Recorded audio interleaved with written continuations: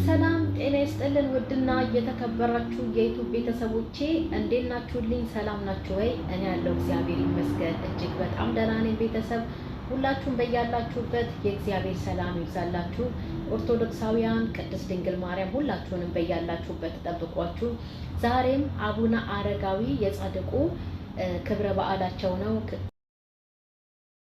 አቡንም በያላችሁበት ይጠብቋችሁ።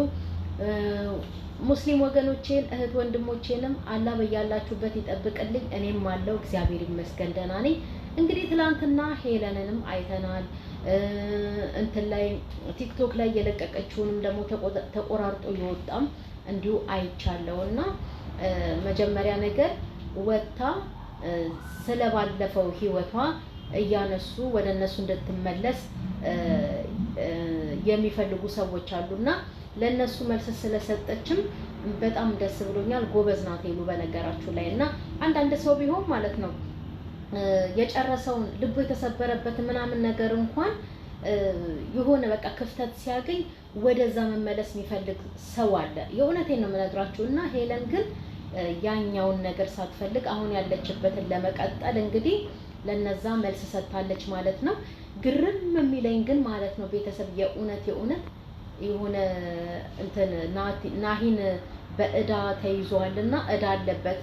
እዳውን መክፈል ካልቻለ እህትህን ነው ማገባው ብሎ ያው ስራን ይዞ አልመጣም ናሂ።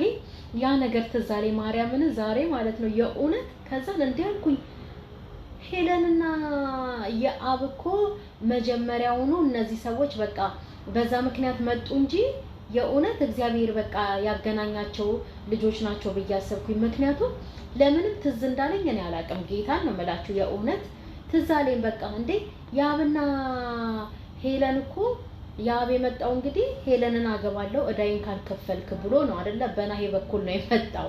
የእውነት ሳስበው እኮ ግርም ነው የሚለኝ ጌታን። አሁን ሳስበው ገረመኝ በጣም። እንዴ ለካ ይችን ቀን አይቶ ነው እንዴ እግዚአብሔር? ወይ እህል ውሃም ስለሆነ ነው በዛን ሰዓት የአብ በናሂ ምክንያት የመጣው ብዬ ገረመኝ እውነት።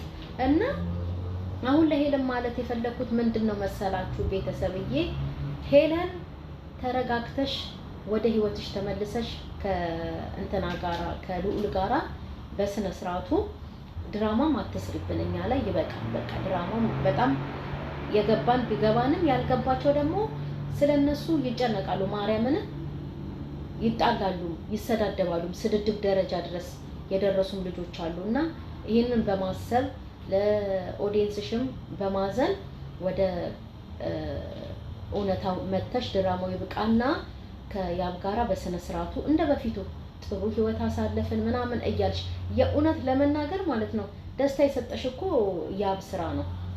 ሳቅሽን የመለሰልሽ ያብ ስራ ነው። ደግሞ ትላንትናም ደግሞ ይሄ ልጅ ካሜራ ደቅኖ ይሄው በህዝብ ፊት ነው የምነግርሽ እኔ ከልጅቷ ጋር ጨርሻለሁ ህይወቴን ካንቺ ጋር ነው ብሎሻል አይደል? ብሏታል። እውነቴን ነው። ስለዚህ ይሄ ልጅ ባይፈልግ ኖሮ ማለት ነው ማወቅ ያለብን ባይፈልግ ኖሮ የምሰል ቢሆን ኖሮ ምን ገዶት ማን ያስገድደዋል? ያው ስድብ ነው እና ባይፈልግ ኖሮ ማለት ነው ባይፈልግ ኖሮ በቃ የሚመጣበት ስድብ ነው።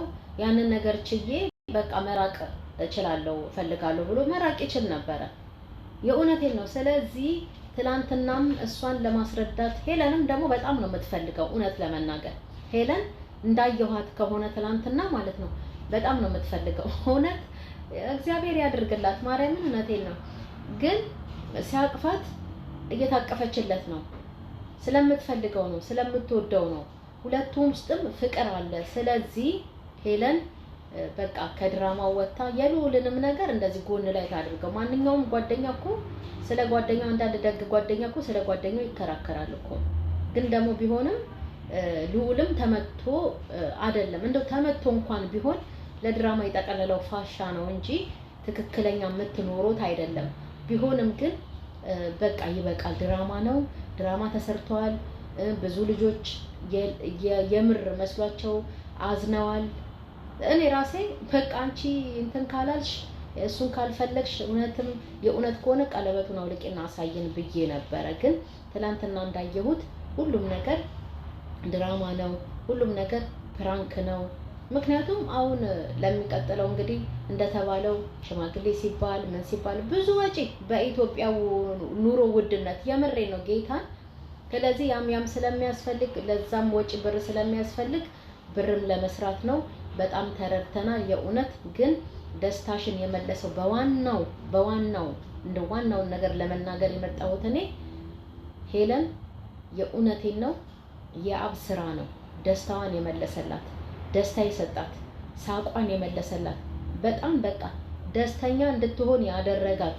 የእውነት እንዴ በጣም ደስ ብሏት አይደል እንዴ አንሶላ ውስጥ አብራ በኮንፊደንስ በቃ እሱን በማመን በቃ በትክክል በንጹህ ልቦናዋ ስላመነችው አልጋ ላይ አንድ ፍራሽ ላይ እስከ መተኛት የደረሰችው። ስለዚህ ማለት ነው ደስታሽን የመለሰልሽ የአብ ስራ ነው። ሙሉ ሰው ያደረገሽ ልብሽን ደግሞ የጠገነውም የአብ ስራ ነው። ሁሉም አሁን የሚሰራው ነገር ሁሉ ድራማ ነው። ስለዚህ ከአብ ስራ ጋር ታርቀሽ ድራማው በቅቶ ወደ ራስሽ ተመልሰሽ ከያቡ ጋራ በቃ አብረሽ በፍቅር በሰላም እንደ በፊቱ መታችሁ ምርጥ ነገር መስራት ትችላላችሁ። አሁንም ቢሆን ማለት ነው። እና ያንን ለማለት ነው የመጣሁት። ሄለን አሁንም ተረጋግተሽ፣ በተለይ ደግሞ መረጋጋት ይጎላታል። በጣም መረጋጋት ይጎልሻል ሄለን። ተረጋግተሽ በቃ የሆነ አለ አይደል ለድራማም ቢሆን እኔ ነኝ አዋቂ ማለት አይሰራም። እኔ ነኝ ሁሉን ነገር የማውቀው እኔ ያልኩት ነው የሚሆነው አይሰራም። ችኩልም ያለ መሆን ነው። ምክንያቱም የቸኮለ ጅብ ቀንድ ይነክሳል እንደሚባለው ማለት ነው። ረጋ ማለት ሰከን ማለት ማንኛውም ሰው በሆነ ነገር ላይ በሁሉም ነገር ላይ ሰከን ማለት አለበት እና ረጋ ብለሽ ተረጋግተሽ ሰከን ብለሽ ከያብ ጋር የጀመርሽውን ፍቅርሽን ቀጢ። ልዑል እንደ ጓደኛሽ ነው። አንቺም ተገቢውን ነገር አድርገሽ አመስግነሽዋል። ስለዚህ እሱም ቢሆን እንደው የእውነት ከሆነ ድራማ ካልሆነ ከስሩ ከያብ ስራ ስር እየሄደ ነገር እየለቃቀመም ባያመጣልሽ ለዚህ ነገርም ባትከፍቺ ለራስሽም ህይወት ለወደፊትሽ ጥሩ ነው። እንደው ድራማ ካልሆነ የእውነት ከሆነ ማለት ነው። የያብ ስራ ልጅቷ ከህይወት ይወጣለች ጨርሼ አባርሬን የመጣሁት ብሏል። እንግዲህ ጉድ እኮ ነው ዘንድሮ ማርያምን አባርሬን የመጣሁት ብሏል። እና ስለዚህ ከያብ ስራ ጋራ የአብ ስራ ከሱ ጋራ ህይወትሽን ቀጢ። ትወጂዋለሽ፣ ይወድሻል። ትላንትና እንዳየነው ማለት ነው። ልዑል እዛ ጋር ተደበደብኩ ብሎ ሄለን እዚህ ጋር ቅፍ ሲያደርጋት ቅፍ ታደርገዋለች። ይሄ ፍቅር ነው እንግዲህ ምን ይደረጋል። ስለዚህ ደስታሽን የመለሰልሽ ደስታ የሰጠሽ ማርያምን እሱ ስለሆነ የአብ ስራ ጥሩ ልጅ ነው።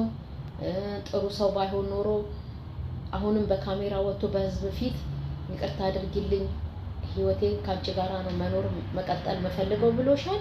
ፍቅር ስላለበት ነው። ስለዚህ ተስማምተሽ አብረሽ በስነ ስርዓቱ ደግሞ ሁሌ ተናጋሪ መሆንም ጥሩ አይደለም። አዳማጭም ሁኚ። የእውነቴን ነው። አንዳንድ ሰው እኔ ነኝ አዋቂ ይላል፣ እኔ ነኝ ተናጋሪ፣ ሌላው ዝም ብሎ እንዲያዳምጠው ይፈልጋል።